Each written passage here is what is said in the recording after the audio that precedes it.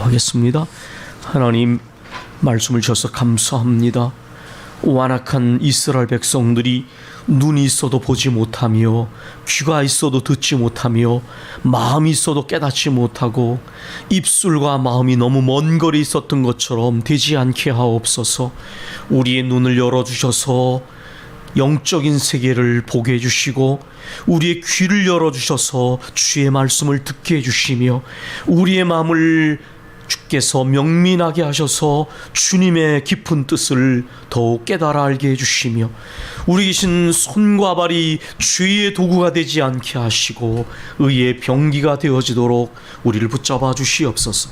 그래서 우리의 삶이 하나님의 말씀 위에 반석과 같이 세워지게 해주시고 우리의 가정의 경영이 부도나지 않는 그러한 믿음의 경영이 되어지게 해주시며 무엇보다 우리 교회가 주님 오실 때까지 서 있는 반석과 같은 하나님의 집이 되어지도록 이끌어 주시옵소서. 모든 시간을 주께 의지하며 예수님 이름으로 기도했습니다.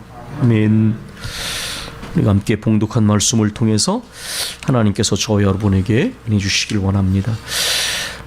제가 이렇게 교회사를 가르치는 전공자는 아니지만 학교에서 가르치거나 신학교에서 가르칠 때 교회사를 2000년사를 두 문장으로 한번 이렇게 생각해 보도록 학생들에게 종종 주문을 했습니다. 그것은 첫 번째는 자유는 책임적 자유이다 라고 하는 문장이고요. 또 하나는 우선순위는 양자택일이 아니다 라고 하는 그런 문장을 이야기하곤 했습니다. 얼핏 들으면 그 말의 의미를 이해하기 어려울 것입니다. 먼저 자유는 책임적 자유이다 라고 하는 말에 대해서 말씀을 드리면 우리가 교회사의 역사에서 아는 것처럼 우리 교회가 신앙의 자유를 얻기 위해서 얼마나 많은 핍박을 받았는지 모릅니다. 얼마나 수 없는 순교의 피를 흘렸는지 모릅니다. 교회사를 종종 연구하면 유익한 것이 거기에는 우리가 잊지 말아야 할 수많은 신앙의 전통과 아름다운 모범과 실패 흔적들이 거기에 들어 있습니다. 로마 정부로부터 받은 핍박은 얼마나 잔인하고 잔혹했는지 모릅니다. 우리가 가끔은 교회사를 읽으시면 이런 부분들을 알 수가 있죠. 그런데 로마 제국의 모든 길은 로마로 통한다라고 하는 그 광대한 로마 제국의 무력의 칼이 기독교를 정복한 것이 아니라 평화의 복음이 로마를 정복했습니다. 우리가 이 복음의 능력이 그리스도의 평화의 능력이 팍스 로마나라고 하는 모든 것을 무력의 힘으로 잠잠하게 만들었던 로마의 평화를 대체했던 것을 우리는 알고 있습니다. 이제 기독교는 이제 그렇게 그 모든 과정을 통해서 거쳐서 아주 힘들게 신앙의 자유를 얻었습니다. 이렇게 힘들게 얻어진 자유는 이제 책임적으로 사용되어져야만 했습니다. 제가 대학 1학년 학생들을 가르치는데 고3 시절까지 어떻게 생각하면 자유를 유보하고 살았습니다. 대학에 들어오기 위해서. 그런데 그렇게 힘들게 얻어진 자유를 통해서 대학에 들어오면 그때부터 중요합니다. 스스로 공부하고 스스로 시간과 공간을 책임적으로 사용할 줄 알고 자기 인생의 목표를 향해서 책임적 자유를 사용해야 되는데 이제부터 마음껏 하고 싶은 거예요. 그 억압되어진 자유 때문에 병리적 자유가 발휘가 될 때가 참 많습니다. 그러다가 대학 4학년을 그렇게 순식간에 보내기도 합니다. 어쨌든 기독교가 이 자유를 책임적으로 사용했는가? 우리는 이미 그렇지 못했다는 것을 교회 역사를 통해서 알고 있습니다. 왜냐하면 우리 기독교는 그렇게 신앙의 자유를 얻은 다음에는 그 다음에는 특권을 얻게 됐습니다. 로마 제국 내에서 이 기독교만이 유일한 종교로 인정받은 국교화가 이루어진 것이죠. 그러나 그 다음에 일어난 문제는 그때부터 기독교는 신앙의 순수성을 잃어버렸습니다. 세속화되고 타락한 교회로 전락했고 그래서 오늘 우리가 종교개혁 기념주일 예배를 드리는 것처럼 교회가 새롭게 되어 본래적인 교회 자리에 돌아가고 신앙의 순수함을 회복하기 위해서 종교개혁이 일어날 수밖에 없었다라는 것입니다. 삶도, 개인의 삶도, 사회도 책임적 자유가 대단히 중요합니다. 우린 개인적으로도 그런 것을 경험하고 있고, 사회적으로도 참다운 자유는 방종이 아니라 책임적 자유로 하는 것을 우리 사회에도 무수하게 부정적인 사례를 통해서 경험하고 있습니다. 신앙의 자유는 더더욱 그렇습니다. 신앙의 자유는 책임적으로 사용되어져야만 합니다. 형제들아, 너희가 자유를 얻었으되 그리스도 안에서 얻어진 자유를 육체의 기회로 삼지 마라 라고 하나님께서는 바울 사도를 통하여 우리에게 들려주셨습니다. 이것이 바로 자유는 책임적 자유이다 라는 말의 의미입니다. 우리는 가톨릭과 다른 것이 무슨 교황의 칙령이나 이런 것을 통해서 신앙생활하지 않습니다. 우리는 성령 안에서, 우리에게 주어진 자유 안에서 얼마든지 어떠한 규정에 매이지 않고 신앙생활할 수가 있습니다. 그러나 그 자유가 방종적 자유가 되면 이렇게 많은 분파를 만들어내고, 오히려 때로는 우리가 그 가톨릭의 일사불란함과 조직을 우리가 오히려 부러워야 될 정도로 우리가 이런 자유가 남용되게 생기는 많은 문제들이 있는 것입니다. 자유는 책임적 자유이다. 삶도 그렇고 사회도 그렇고 무엇보다 믿는 이들에게 있어서 자유는 책임적 자유가 되어야만 합니다. 두 번째로는 우선순위는 양자택일이 아니다라는 문장입니다. 이것은 믿음과 행함의 문제요, 은혜와 순종의 관계를 말하는 것입니다.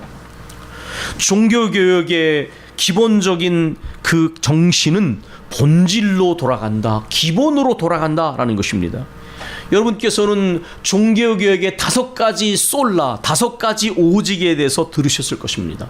솔라 스크립투라, 오직 성경, 솔라 그라치아, 오직 은혜, 솔라 피데, 오직 믿음, 솔루스 크리스투스, 오직 그리스도, 솔리 데오 글로리아, 오직 그리스도에게만, 하나님께만 영광, 이런 5가지 오직이라고 하는 단어를 알고 있습니다. 이 중에 3가지, 오직 예수 그리스도의 은혜를 믿음으로 구원을 받는다라는 것, 오직 예수 그리스도의 은혜를 믿는 믿음으로 구원을 받는다라는 것입니다.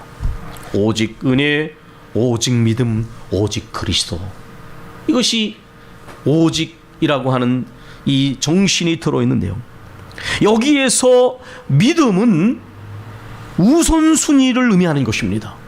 인간이 구원을 받을 때에 인간의 도덕성이나 의로움을 통해서 구원받지 못합니다. 오직 예수 그리스도의 은혜를 믿는 믿음으로 구원을 받게 되는 것입니다. 여기에는 인간의 행위가 들어올 자리가 없습니다. 이것은 우선순위를 의미하는 것입니다. 그러나 이것은 믿음이냐 행함이냐의 양자택일을 의미하는 것이 아닙니다. 만약에 그렇게 되면 믿음은 행함 없는 죽은 믿음이 됩니다. 오늘날 우리 한국 개신교가 겪고 있는 문제입니다. 은혜를 진심으로 깨달으면 은혜에 응답하고 보답함으로써 자발적인 순종이 나오게 됩니다.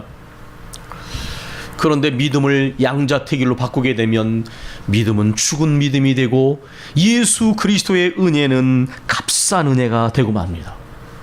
보네포 목사님이 나를 따르라고 하는 책에서 이야기했던 값싼 은혜와 값비싼 은혜는 은혜만으로 구원을 받는다는 말을 왜곡하게 될 때에, 믿음으로 구원을 받는다는 말을 왜곡하게 될 때에 결국 행함이 없는 죽은 믿음이 되고 그리스도의 그 귀한 측량할 수 없는 은혜를 값싼 은혜로 만들게 되는 결과물이 오게 된다는 것입니다. 아까 말씀드린 것처럼 우리 개신교 역사, 한국교회 역사는 이 문장으로 저는 점검할 수 있다고 생각합니다.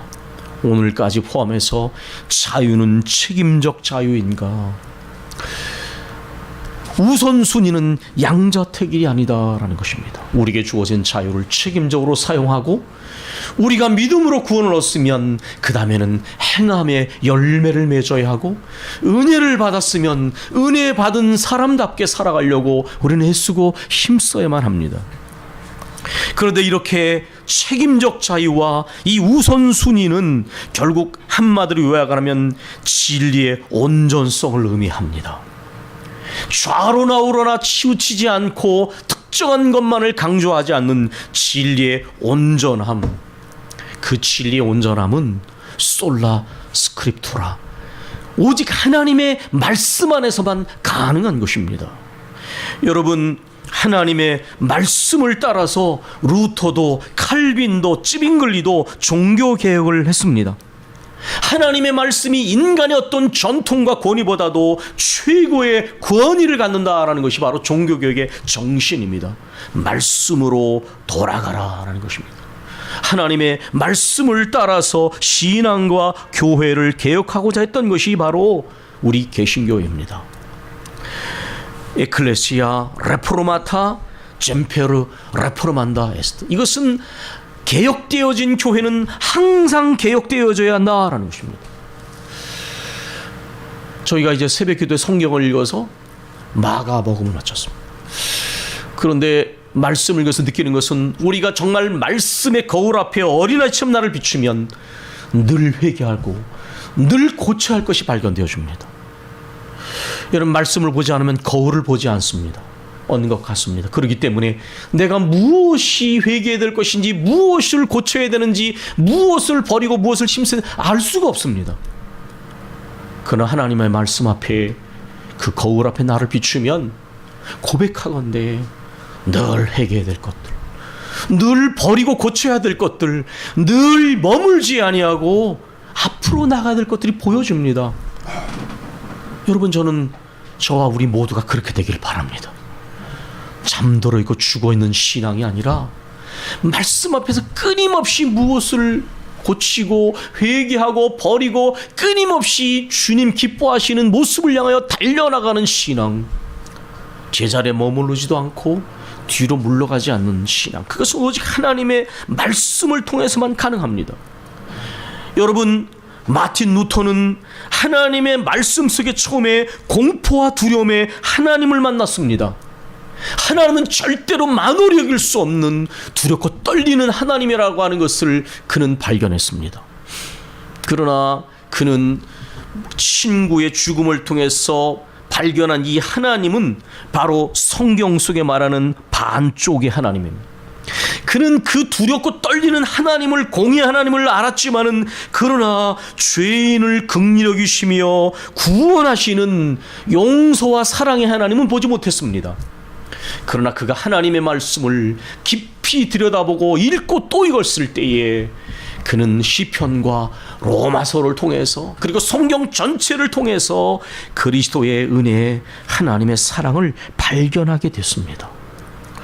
하나님의 말씀 속에서 하나님의 온전한 모습, 진리의 완전함에 이르게 됐다는 것입니다. 켈빈도 그의 삶의 모토를 보면 그가 하나님의 말씀 속에 균형 잡힌 신앙을 가지고 있다는 것을 봅니다. 그는 코람 데오라고 하는 삶의 모토를 가지고 살았습니다. 사람은 보지 못해도 하나님은 다 보고 계신다라는 것입니다.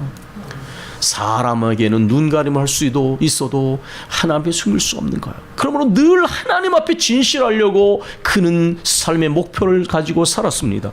그리고 그는 오직 하나님의 영광을 위하여라고 하는 두 번째 삶의 모토를 가지고 있었습니다. 솔리 데오 글로리아. 저는 이것이 우연이 아니라고 생각합니다. 이 다섯 가지는 진리의 완전성에 이르는 것을 말하고 있는데, 하나님의 말씀이 우리를 온전한 진리 가운데로 인도하는 것입니다. 하나님의 말씀을 읽으면 아까 말씀드린 것처럼 잊지 말아야 할 것을 잊지 않게 됩니다. 신앙과 교회가 나가야 할 목표가 하나님의 말씀 속에서 분명히 발견되어집니다. 하나님의 앞에서는 절대로 그 누구도 아무리 신앙생활을 많이 했고 아무리 직분을 가지고 있어도 절대로 어른이 돼서는 안 됩니다. 저는 목사와 장로들이 말씀 앞에 어른처럼 행동했을 때 얼마나 그릇된 병리적인 모습을 가는지를 너무나 많이 보았습니다. 저 자신도 마찬가지입니다. 회개해야 되는데 가르치려고만 듭니다. 회개해야 되는데 자기 자신이 판단의 기준이 됩니다. 그건 자기도 망하고 다른 공동체를 망하게 만드는 첩경이 되는 거예요. 말씀 앞에서는 어린아이가 되어야 되지 않습니까? 전능하신 하나님의 말씀 앞에서는 항상 회개하고 항상 고치고 항상 힘쓰는 것이 우리의 영혼이 살고 교회가 살고 내 가정이 사는 것입니다. 오늘 우리가 함께 읽은 이 신명기 말씀은 모세가 120세가 돼서 이제 얼마 지나지 않으면 자기가 인도하던 백성들과 이별을 해야만 합니다.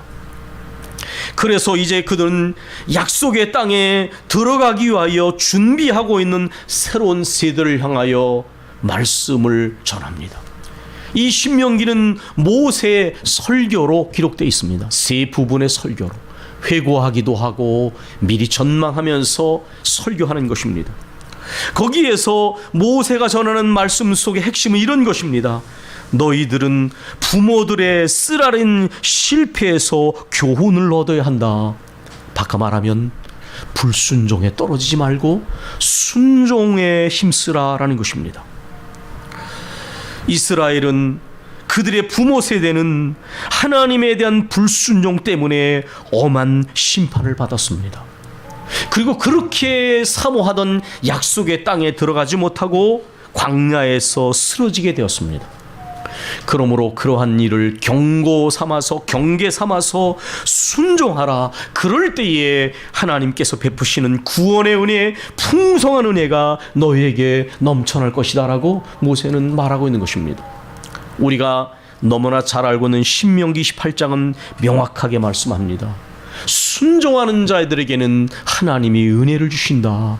그러나 불순종하는 자들에게는 그야말로 살떨리는 심판과 징계가 있다라고 하는 것을 분명하게 더 갑절로 강조하고 있습니다.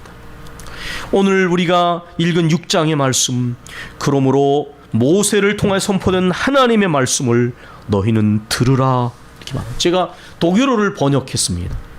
하나님의 말씀, 주의 종을 통해 선포된 하나님의 말씀을 들으라.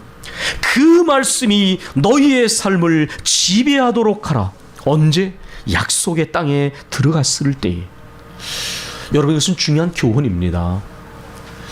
신앙의 낮은 단계에 있을 때는 무언가를 얻기 위해서 주님을 찾습니다. 그래서 그것을 얻고 나면 그 다음엔 기도를 하지 않게 돼요. 문제가 터지면 기도하고 뭔가 얻어야지 얻기 위해서 기도하는 거예요. 그런데 하나님과의 관계가 깊어지면 웨슬리가 마지막 순간에 그렇게 고백했던 것처럼 하나님과 나와의 관계가 나의 최고의 목표가 되고 행복이 됩니다. 왜냐하면 그 이외의 것들은 지나가기 때문에, 공허해지기 때문에. 약속의 땅을 얻었을 때에 하나님의 말씀이 너희의 삶을 지배하도록 하라는 것입니다. 너희 하나님을 진지하게 섬겨라. 이것을 우리나라 번역에는 하나님을 경외하는 마음으로 표현했습니다. 경건한 두려움. 제가 이 말씀을 준비하면서 저희 어머니가 세상을 떠나실 때의 모습이 떠올랐습니다. 저희 어머니가 마지막 몇 주 동안을 의식 없이 아주 어렵게 계시다가 돌아가셨습니다.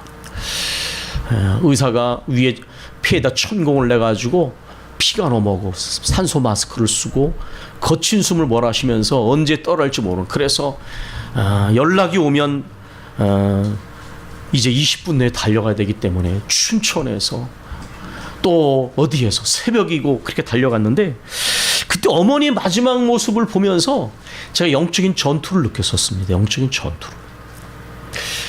하나님, 이제는 좀 어머니를 안식을 주세요. 그렇게 마음으로 눈물 가운데 기도를 했는데 그 안식에 들어가는 순간이 너무 고통스럽더라고요. 그런데 그 순간에 제게 다가온 느낌이 그런 것이었어요.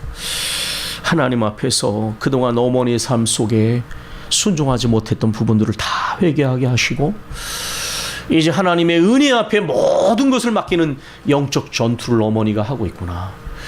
그 어머니의 고통스러운 모습을 지켜보는 저희 자식들도 딴 생각을 할 여유가 없었습니다. 하나님 앞에서 그동안의 우리의 모습을 돌아보면서 회개하고 어머니 영혼에 안식을 주시도록 정말 온 마음으로 기도할 수밖에 없었던 순간이었어요. 사람이 죽음 앞에 서면 본인 자신도 가장 진지해집니다.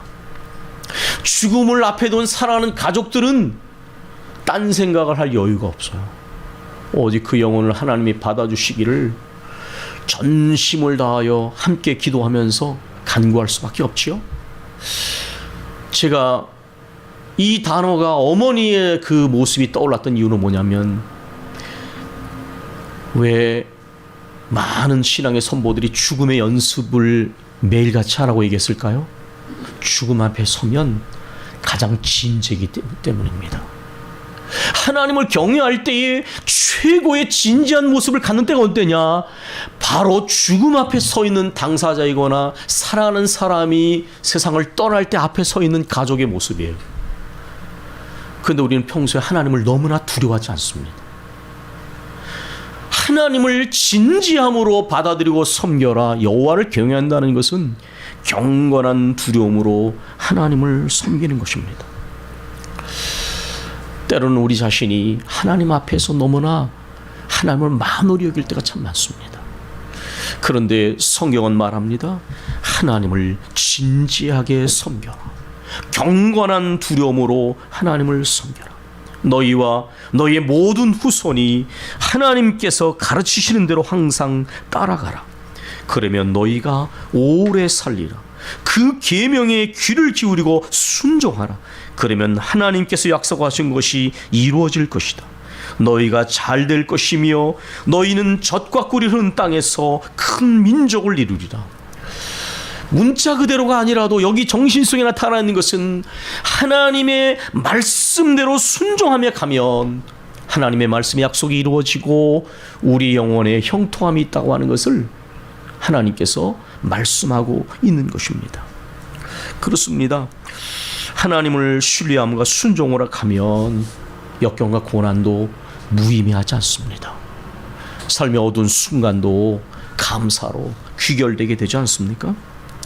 그러므로 하나님의 말씀에 귀를 기울이고 순종하라. 구약 성경은 이것을 청종이라는 단어로 표현합니다.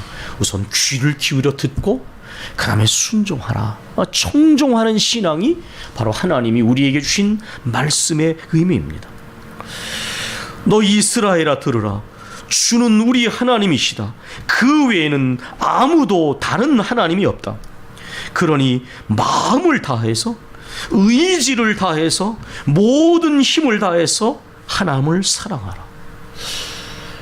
여러분, 이 단어 하나하나가 너무 무겁습니다. 마음을 다해서 하나님을 사랑하고 의지를 다해서 하나님을 사랑하고 모든 힘을 다해서 하나님을 사랑하라. 우리는 때로 너무 나눠진 마음으로 하고 있기 때문에 이 말씀 앞에 우리가 참 송구스럽습니다. 정말 마음을 다하여 하나님을 사랑하고 있는가? 우리의 모든 의지를 다하여 우리가 추구하는 것이 하나님을 사랑하기 위한 것인가?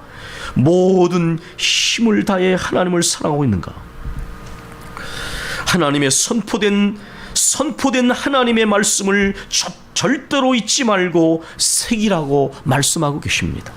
너희 자녀들에게 명심하게 하라라고 말씀합니다. 명심하게 하라. 하나님의 말씀을 자녀들에게 가르쳐 명심하게 하라. 여행할 때든지 잠자리에 들었을 때든지 항상 이 말씀을 혼자 중얼거리고 읊조리라 이렇게 말씀합니다. 하나님의 말씀을 여행을 할 때도 길에서 다닐 때에도 잠자리에 들었을 때도 항상 말씀을 중얼거리라는 것입니다. 굉장히 중요한 것입니다. 그 말씀을 잊지 말라는 것입니다. 기억하기 위하여 내 손에 메고 이마에 붙들어 메고 내 집에 양쪽 문을 붙들어주는 기둥에도 새기고 너희 도시 성문에도 기록하라. 하나님께서는 이렇게 말씀하고 계십니다. 하나님의 말씀이 우리를 온전한 진리 가운데 인도하며 우리로 하여금 우리의 교회와 우리 신앙이 바른 방향에서 바른 목표에서 벗어나지 않도록 이끄시는 것이 하나님의 말씀이기 때문입니다. 이제 말씀을 맺겠습니다. 여러분, 저는 우리 청년들과도 기도하면서 제가 그런 얘기를 몇 번 했는데, 만약에 제가 죄집을 갖는다면, 또 그리고 만약에 제가 우리 교회를 세운다면, 저는 반드시 어디엔가 또 교회 본당 안에 시편 119편을 가득 기록한 그러한 교회를 세우고 싶습니다. 교인들이 들어왔을 때 시편 119편의 한 구절 한 구를 보면서 하나님의 말씀이 주는 행복이 얼마나 큰 것인지, 그것이 얼마나 우리를 온전한 진리 가운데 인도하는지 그것을 다 묵상할 수 있는 그러한 시편 119 가득 찬 교회를 세우고 싶습니다. 제가 오늘 설교를 제목을 이렇게 정했습니다. 여기에 볼펜으로 손바닥에 말씀을 적는다면, 제가 기억해 보니까 예전에 메모지가 귀할 때에, 또 메모지가 주위 없을 때 한 것 중에 하나가 뭐냐면 볼펜으로 손바닥에 기록하는 습관이었어요. 제가 시골 살 때 까막눈 글을 모르는 할머니가 와서 외상을 하면 기둥에다가 뾰족한 걸 이렇게 그어 놓으시더라고요. 메모지가 없을 때 중요한 사실을 잊어버리지 않기 위해서 볼펜으로 손에다 적었습니다. 그런데 제가 지난 일주일 동안 이렇게 묵상을 가는데 그런 생각이 떠올랐어요. 아까 우리 손장로님께서도 기도하실 때에 하나님의 말씀을 듣고 집에 돌아가서도 그 말씀을 묵상하는, 말씀을 잊지 않는 사람이 되게 해주십시오. 저는 그래서 우리 교우들에게 그런 제안을 좀 드리고 싶습니다. 여러분이 만약에 오늘 말씀을 들으셨다면 돌아가실 때에 오늘 가장 은혜 받은 말씀 한 구절을 선택해서 볼펜으로 내 손바닥에 적으면 어떨까요? 새벽 기도 때 말씀을 들은 다음에 내가 오늘 하루 동안에 붙잡아야 될 말씀이 있다면 내가 이 말씀을 잊지 않기 위해서 볼펜으로 내 손바닥에 적으면 어떨까요? 조금 지저분하게 보이는 어떻습니까?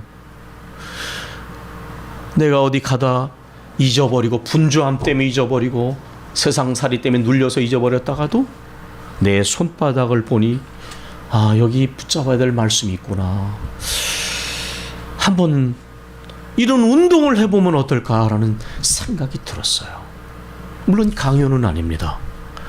그러나 하나님의 말씀을 예전에 중요한 것을 잊어버리지 않기 위해서 메모지가 귀한 시대에 볼펜을 들고 내 손바닥에 적었던 것처럼, 이제는 정말 이 어려운 시대에, 영적으로 많은 도전이 있는 시대에 하나님의 말씀을 잊어버리지 않기 위해서 내 손바닥에 적고 하루를 지내면서 끊임없이 말씀을 되새기고 말씀을 붙잡는 훈련을 하면 어떨까?